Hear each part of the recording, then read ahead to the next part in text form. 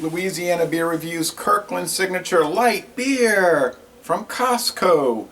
This was given to me by my daughter, and she said some people that she knows had bought, I think it was like a 48 pack, and they didn't like it, so they gave her two of them and said, let me try them. And I said, I heard about this beer, Kirkland Signature Light Beer.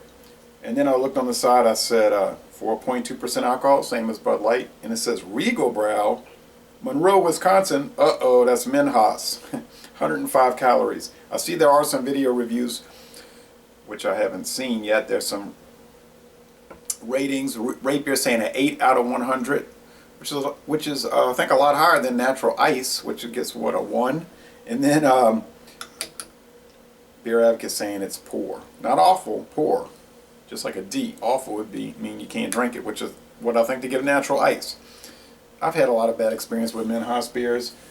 They can make good beer because they do the brewing for Dixie beer, Dixie Black and Voodoo, Dixie Jazz Amber, under the Joseph Huber label, so they can do good stuff.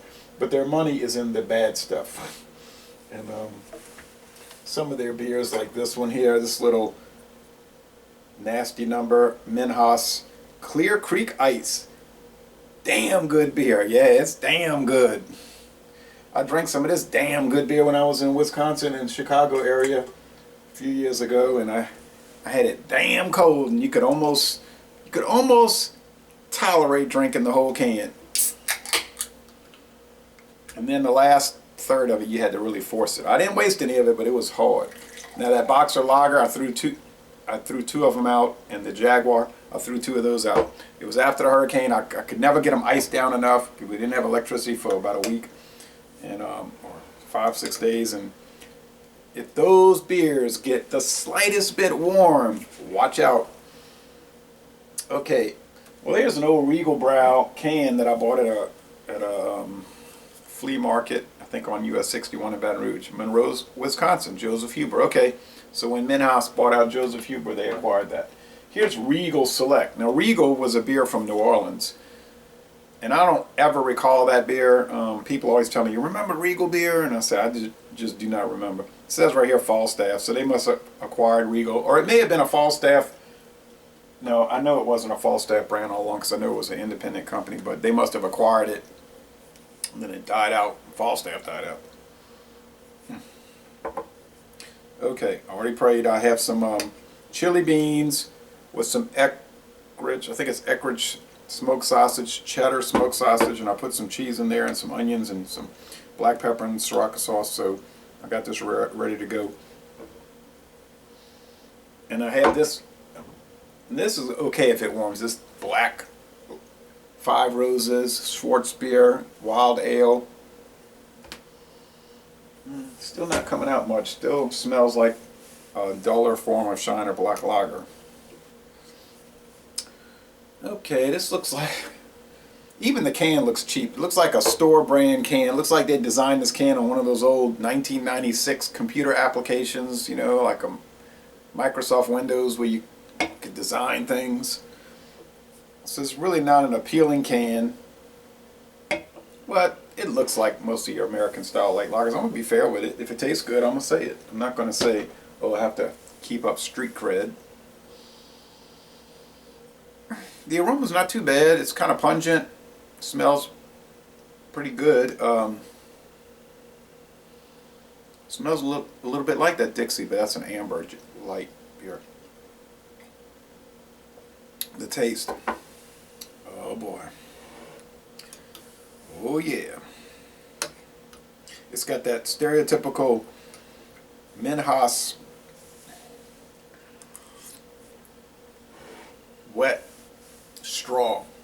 But you know what? It doesn't taste as bad as my past experience. They could have improved it. I think some of these other low-grade companies have done some improvements. Look at City Brewing. They've got the contract for the Guinness Blonde Ale and the Sapporo beers. So, and Samuel Adams Boston Lager line craft beer. So They wouldn't get that contract if they were doing their well-known horrible, House of Horror beers or quality standard.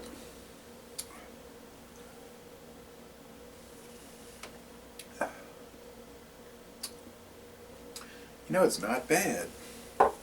It has a little grain, flavor, sweetness. I mean, the hop bitterness is low. The barley malt character is low. But it's not bad. It's not offensive. They're saying on the Costco website I was looking, they said they wanted a beer that tastes good and had these different characteristics. The aroma, though, is a little... It's got that little sour Costco thing. Yeah, I mean, Minhas thing. But it's not as overtly horrible. And it's actually not even horrible. It's just like sour, sourness.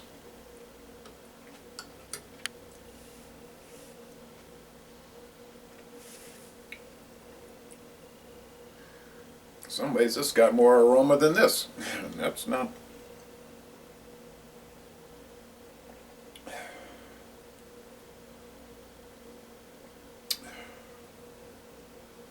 What's better? What's better? Maybe this. That's not a good observation for the boys down there against the grain, because I was frankly expecting to hate this, and my daughter was like, "Oh, but the bad reviews, they're the best ones." So we're gonna see.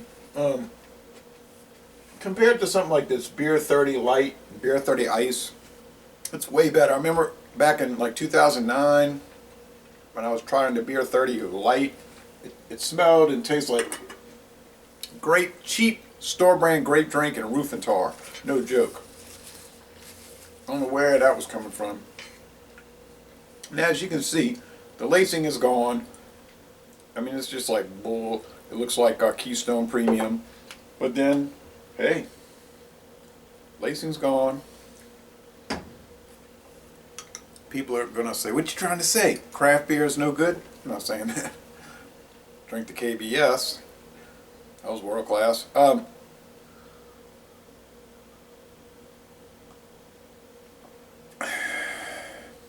It's starting to develop some boxer lager character. But, I had it in the fridge. We didn't have a hurricane and it hasn't been warming. You would not want this beer to warm much. You would regret it. Oh, how's the Eckrich sausage and the chili beans with all that stuff in it? It's really good. And healthy.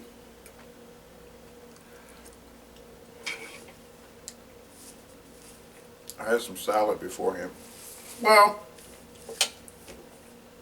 hey, you know what? I would not go to Costco because I'm not going to pay $50 to save $1. I'm not into these buying clubs. But many people are. They join Sam's Club, Costco. That's fine. But, if I saw it at Walmart, haha, never would.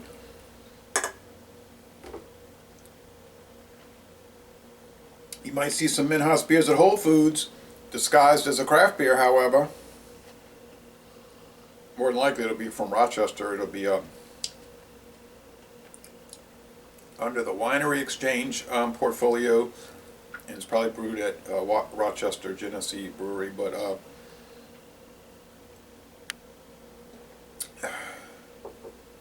hey, you know what? No, it is not up to the level of a Coors Light, a Bud Light, a Miller Light, a Pabst Blue Ribbon Light. It just lacks things that they have. The bite, it doesn't have the bite that they have. It doesn't have that nice, like semi-sweet grain flavor. So, I would say if you want to buy inexpensive light beer, go get Milwaukee's Best Light, which is in some ways better than the premier light beers, including Michelob Ultra. But if you're like a penny pincher, and you know who you are, because there's a lot of people out there, you're driving that Dodge Dart base model, and you You waited until those incentives kicked in. You went and got that $2,800 rebate. You know who you are.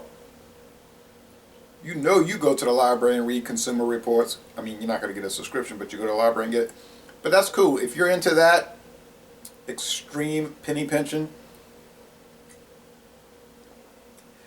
and you're willing to make that trade-off, you're going to subtract some flavor for some big savings, hey, go ahead and get it. It's not horrible. It's not good. But you know what? It's not half bad.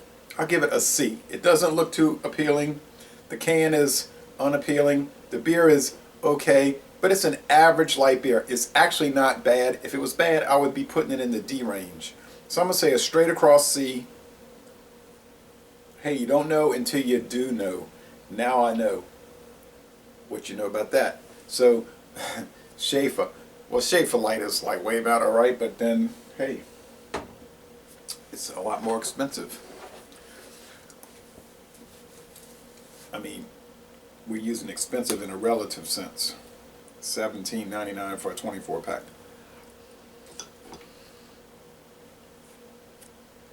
Y'all come on down to southeastern Louisiana.